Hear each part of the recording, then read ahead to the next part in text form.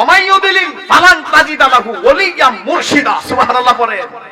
যারা পথভ্রষ্ট হয়ে গেছে, যারা অন্ধকারে চলে গেছে, তারা কিভাবে মুর্শিদের সন্ধান পাবে? সুবহানাল্লাহ পড়েন।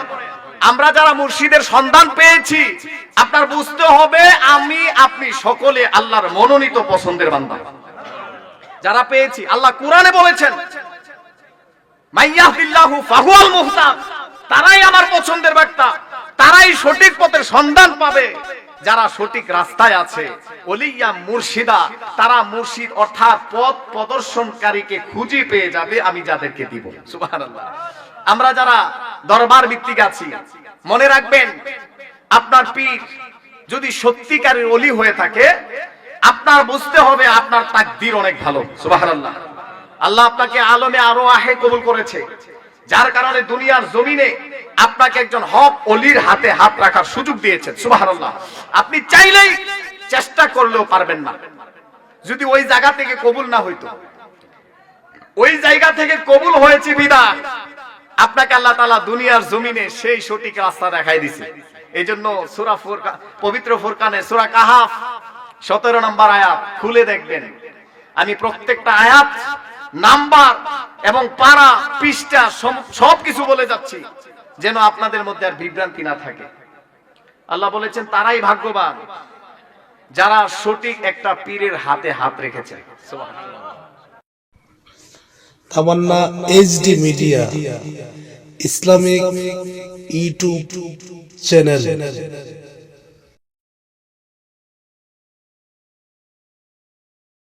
আপনি আমি কয়টা ইমামের নাম জানি? আমরা 4টা তরিকার জানি, সর্বোচ্চ 5টা, সর্বোচ্চ 6টা।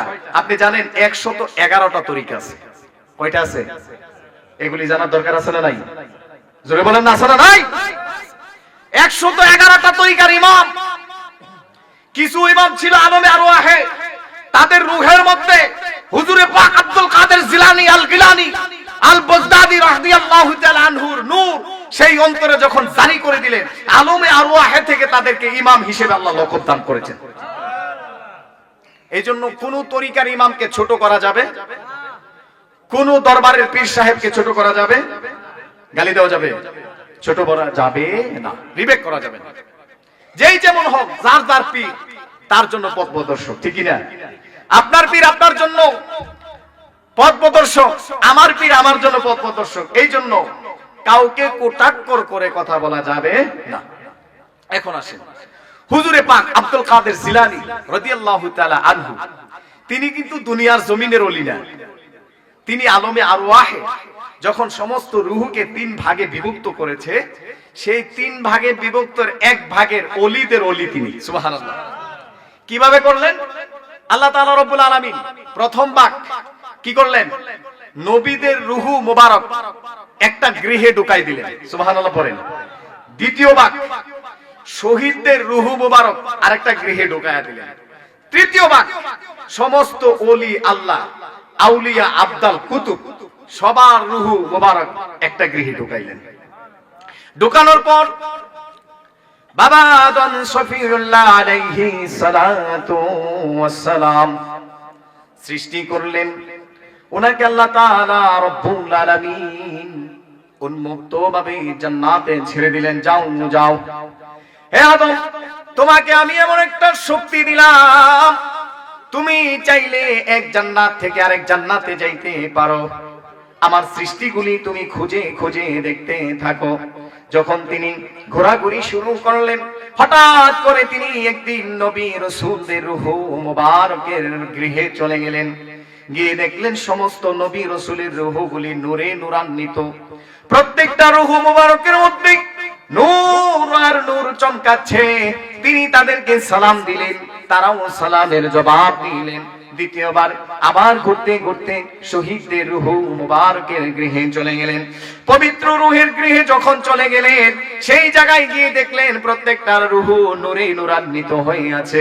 তিনি ওই জায়গায় সালাম দিলেন, তারাও সালামের জবাব দিলেন।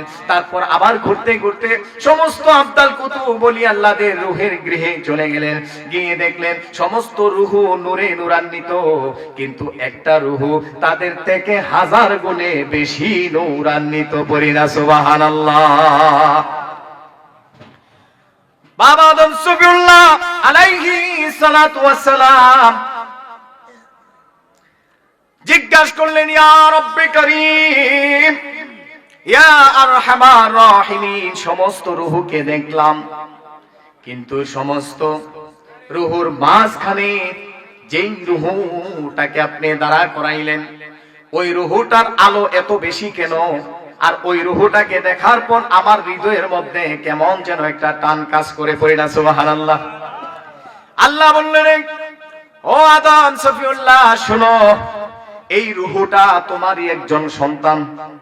এই রূহটাকে এমন এক জামানার মধ্যে আমি ছেড়ে দিব, যেই জামানায় আমার নবী যখন দুনিয়াতে যাবে, নবী পর্দা করে চলে আসবে, তারপরে মানুষগুলি আস্তে আস্তে অন্ধকারের দিকে চলে যাবে।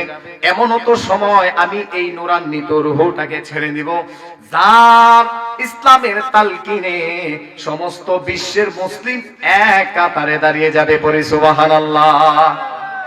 তিনি আলমে আরওয়াহের ওলি ছিলেন, শুধু ওলি না, সমস্ত ওলিদের ওলি ছিলেন। সুবহানাল্লাহ। দুনিয়ার জমিনে তিনি আগমনে যখন সময় গুনিয়ে আসলেন, ওনার আম্মার গর্ভে মুবারকে যখন পবিত্র গর্ভে অবস্থান করছে, হঠাৎ করে একদিন এক ভিক্ষুক ওনার বাড়ির সামনে দিয়ে যাচ্ছে। হঠাৎ করে ভিক্ষুকে দেখলো বাড়িটা অনেক সুন্দর গোছালো, পর্দা করানো।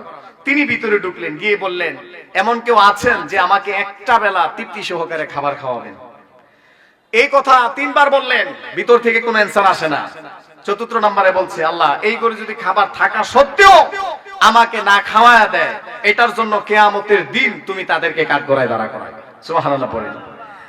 হুজুরে পাক গৌসুল আজম আব্দুল কাদের জিলানী আল গিলানী, ওনার আম্মা জানের হৃদয়টা খুব নরম ছিল। ওনা ডাক দিলেন, আপনার জন্য বারান্দায় খাবার রেখেছি, আপনি খেয়ে চলে যান। ওনা খাইলেন, খাওয়ার পর ওনার মধ্যে একটু শয়তানে কাজ করলো। কেমন? তিনি ভাবলেন বাড়িতে তো আর কেউ নাই, শুধু একজন মহিলা আছে, ওনার কাছে যাই, ওনাকে আমি দেখি।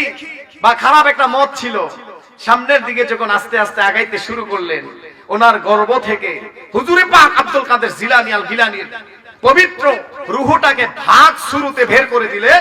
সেই ভাগ ভিক্ষুকের উপর ঝাঁপিয়ে পড়লো, আর সেই ভাগ ভিক্ষুককে হত্যা করেছে। সুবহানাল্লাহ। মায়ের গর্ভে থেকে কারামতের অভাব নাই। তিনি এমন ওলি, যখন তিনি বলেছেন যে আমার পা সমস্ত ওলিদের কাঁধে, তিনি ছিলেন ইরাকে, আর খাজা সঞ্জিরি আজমিরি ছিলেন হিন্দুস্তানে। তিনি ঘাড় নোয়া দিলেন, বললেন, হে হুজুর আব্দুল কাদের জিলানী, আপনার পবিত্র পা কাঁধে নিলাম, শুধু কাঁধেই না, আমার দুই চোখের মধ্যে লাগাই দিলাম। সুবহানাল্লাহ। চিন্তা করেন, সেই ওলি আল্লাহদের বিষয়ে শুধু একটা দুইটা তিনটা না, অসংখ্য অগণিত আয়াত আল্লাহ নাজিল করছে। শুধু আমাদের অভাব গবেষণা, আমাদের অভাব একটু সময় দেওয়া। আমরা মুখস্থ ওয়াজ আর শুনবো না, আমরা এখন থেকে দলিল ভিত্তিক আলোচনা শুনতে চাই। ইনশাআল্লাহ পারবো তো? দলিল সহকারে যদি আমাদের লেকচাররা লেকচার দেয়, আমাদের জন্য সহজ হয়। কেমনে সহজ হয় জানেন? যখন বাতিল ফিকরারা আমাদেরকে ধরবে, তখন আপনিও দলিলগুলা দিতে পারবেন। কেন জানেন? এই যে সূরার নামগুলি বলে দিলাম, আয়াতের সংখ্যাগুলি বলে দিলাম, আপনি অকপটে বলতে পারবেন। এই সূরার মধ্যে তো আল্লাহ বলেছে, আপনি খুলেন, ওই ব্যক্তি কোরআন খুলে দেখবে যে ওলি আল্লাহদের কথা কোরআনে আছে। সুবহানাল্লাহ।